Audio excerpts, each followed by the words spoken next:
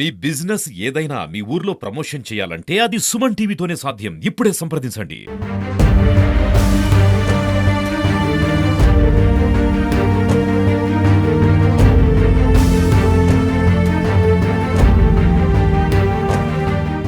Welcome to Suman TV.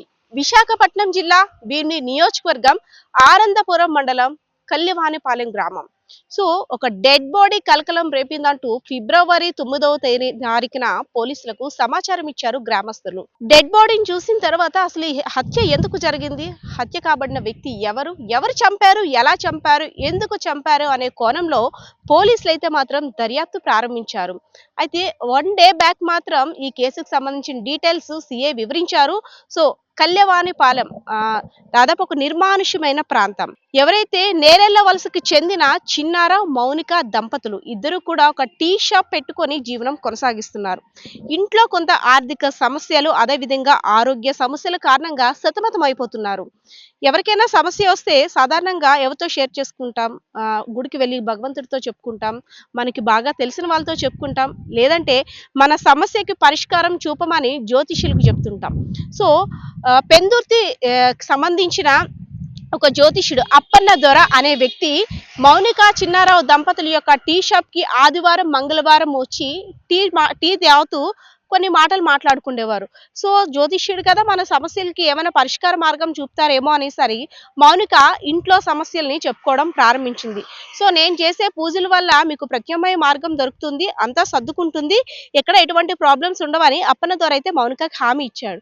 So ఇలా జ్యోతిష్యుని reach అయ్యాం, జ్యోతిష్యుడు చెప్పిన మాటలు బట్టి చూస్తుంటే కొన్ని పూజలు చేసుకుంటే మనకు కూడా బాధలు దూరం అవుతాయని మౌనిక భర్త అయిన చిన్నారావు కూడా చెప్పింది. సో నీ ఇష్టం కొలిది, నీ ఇష్టం, నువ్వేం చేసినా పర్వాలేదు, ఏదో ఒక సమస్య గురించి నువ్వు కూడా ఆలోచిస్తున్నావు కదా అని చిన్నారావు కూడా దానికి ఒప్పందం చేసుకున్నారు. సో అప్పన్న దొర మౌనిక వాళ్ళ ఇంటికి వెళ్ళడం, పూజలు చేయడం, తన అమాయకత్వాన్ని చూసి లోబర్చుకున్నాడు.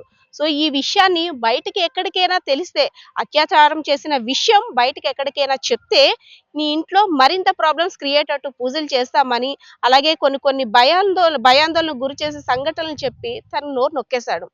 ఎన్నాళ్ళని మౌనాన్ని భరిస్తున్న మౌనిక తన భర్త చిన్నారావుకి ఒకరోజు ఈ విషయాన్ని చెప్పింది. నన్ను ఇలా చేశాడు, నాపై అత్యాచారం చేశాడు, నేను చెప్తే భయపెట్టాడు, ఎవరికైనా చెప్తే అలా చేస్తాను ఇలా చేస్తానని అప్పన్న దొర నన్ను భయపెట్టాడు. సో అందుకు నేను ఈ ప్రాబ్లమ్ని నీతో షేర్ చేసుకోలేకపోయాను అని భర్తకైతే చెప్పింది మౌనిక. సో తన భార్యకి చేసిన అన్యాయం పట్ల కోపదృక్తుడే ఏం చెయ్యాలా, నా సమస్యకి సొల్యూషన్ ఏంటి, తను ఏం చెయ్యాలనే ఆలోచనతో ఎలాగైనా హతమార్చాలి, జ్యోతిష్యుడు అయినటువంటి అప్పన్న దొరని హతమార్చాలని ఒక ప్లాన్ గీసుకున్నాడు చిన్నారావు. కాపులుప్పాడులో చిన్నారావుకు సంబంధించిన ఫ్యామిలీ రిలేషన్, వాళ్ళ మదర్కి ఇంట్లో సమస్య ఉంది, ఒక పూజ చెయ్యాలని అప్పన్న దొరతో 7,000 రూపాయలకి ఒప్పందం కుదుర్చుకున్నాడు. సో అదే విధంగా ఎలాగైనా పూజ చేస్తాను, మీ సమస్య పరిష్కారం చూపిస్తాను అని అప్పన్న దొర తనకి హామీ ఇచ్చాడు. కానీ అప్పన్న దొరకి తెలీదు తను ఇంక అంతమైపోవడానికే వెళ్తున్నాడని.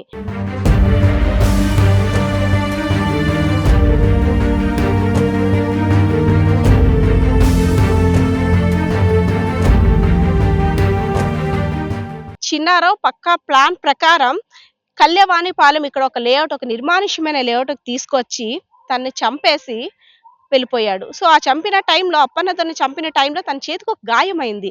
ఆ గాయం అయిన తర్వాత కేజీహెచ్కి వెళ్ళి ట్రీట్మెంట్ తీసుకున్నాడు. కానీ ఎలా అయినా నేను దొరికిపోతానేమో అనేసి తన భార్య మౌనికకి షేర్ చేసుకున్న తర్వాత ఇద్దరూ కలిసి వచ్చి డెడ్ బాడీ ఉన్న ప్రాంతంలోని టిన్నర్ అండ్ పెట్రోల్ పోసి డెడ్ బాడీని అంతా కూడా కాల్చేశారు.